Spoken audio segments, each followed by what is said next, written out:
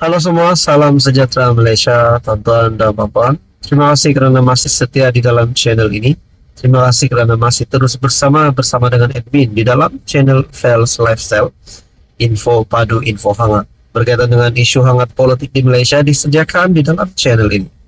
Bercakap tentang jawatan Menteri Keuangan, baru-baru ini Datuk Seri Anwar Ibrahim digesa oleh Hamzah Zainuddin untuk meletakkan jawatan, di mana Hamzah berkata Anwar patut pecat Menteri Keuangan, di mana kita sendiri tahu platform atau portfolio Menteri Keuangan yang dipegang oleh Datuk Seri Anwar Ibrahim sendiri.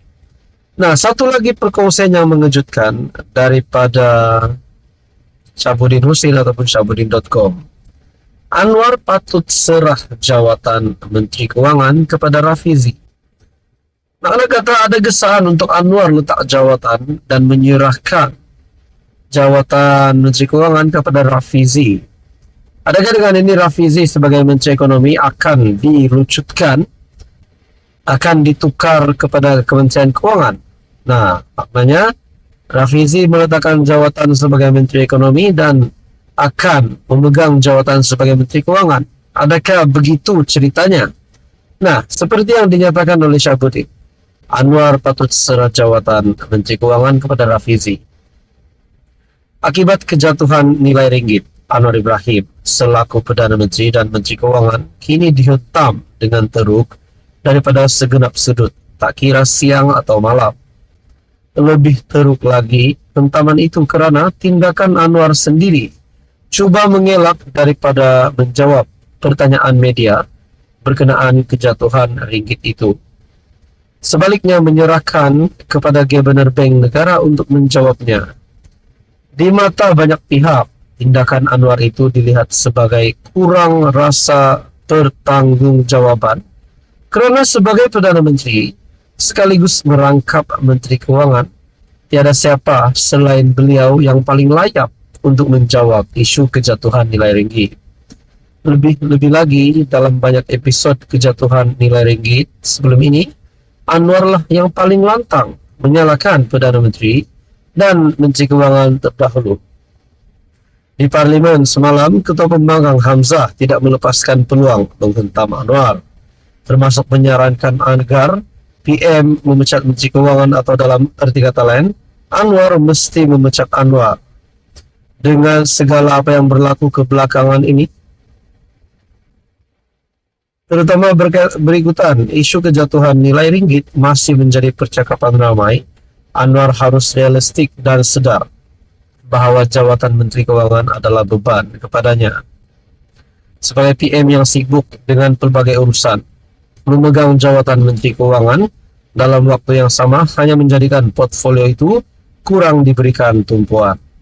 Walaupun ada Menteri Keuangan kedua, Amir Hamzah, untuk membantunya, peranan komitmen dan tanda tangan Anwar selaku Menteri Keuangan pertama tetap lebih utama.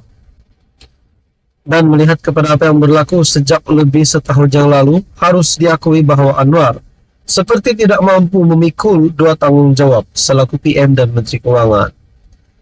Nah, di dalam perkongsian ini juga, untuk itu bagi meringankan beban dan bagi memastikan portfolio keuangan negara dapat diurus dengan tumpuan yang penuh, adalah lebih baik jika Anwar dapat segera menyerahkan jawatan Menteri Keuangan kepada Rafizi.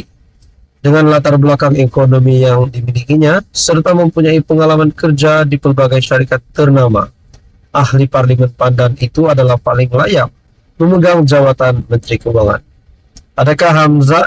Adakah Anwar akan mengosongkan kerusi Menteri Ekonomi untuk menggantikan Rafizi, dan Rafizi pula dipindahkan ke portfolio Kementerian Keuangan? Itu menjadi persoalan.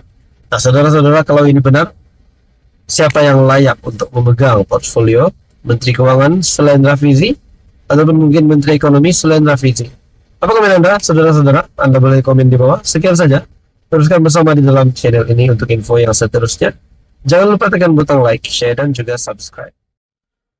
Halo semua, salam sejahtera Malaysia. Selamat datang ke channel Fels Lifestyle, info padu, info hangat disediakan di dalam channel ini.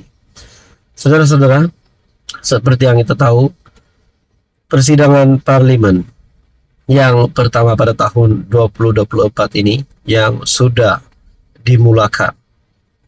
Nah, kita bercakap tentang sidang parlimen, kita bercakap tentang sokongan terhadap kerajaan dan juga terhadap pembangkang. Kita juga tahu Datuk Seri Anwar Ibrahim sebagai Perdana Menteri juga telah mendapat sokongan daripada ahli parlimen pembangkang, tidak lain dan tidak bukan 6 MP bersatu ataupun dari Perikatan Nasional yang sudah menyatakan sokongan terhadap kerajaan perpaduan.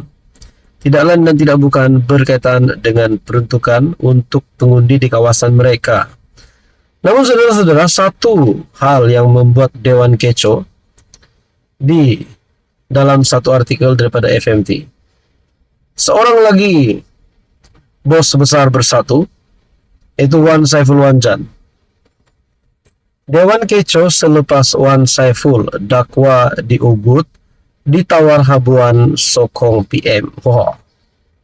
Wan Saiful Wanjan mendakwa tawaran menyokong Perdana Menteri itu dibuat sejak beliau didakwa di mahkamah session atas kes pengubahan wang haram. Sidang Dewan Rakyat kecoh dengan pertikaman lidah beberapa wakil rakyat. Susulan dakwaan ahli parlimen Tasik Gelugor Wan Saiful Wanjan yang mendakwa diugut dan ditawar habuan untuk menyokong PM. Benarkah Wan Saiful Wanjan ini diugut? Kalau benar sudah pasti rakyat ataupun penyokong-penyokong mahu tahu bukti, mahu lihat bukti bahawa beliau ini memang diugut.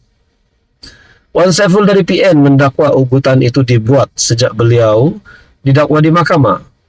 Saya telah beberapa kali diajak dan diugut menyokong Perdana Menteri. Katanya semasa perbahasan titah diraja di Dewan Rakyat.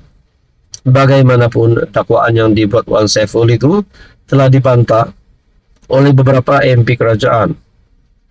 PH Jelutong RSN Raya menggesa Wan Saiful membuat laporan kepada SPRM atas dakwaannya itu. Kalau anak jantan buat laporan SPRM, katanya Speaker Dewan Rakyat Johari Abdul turut meminta Wan Saiful untuk tidak meneruskan dakwaannya itu di Dewan Rakyat. Nah, saudara-saudara, kalau benar Wan Saiful memang diugut ataupun ditawar habuan untuk menyokong PMX, tunjukkan bukti barulah pengundi-pengundi, penyokong-penyokong sama ada daripada kerajaan maupun penyokong Anda sendiri percaya bahwa Anda memang diugut ataupun tidak. Nah, saudara-saudara, sekian saja, teruskan bersama di dalam channel ini untuk info yang seterusnya.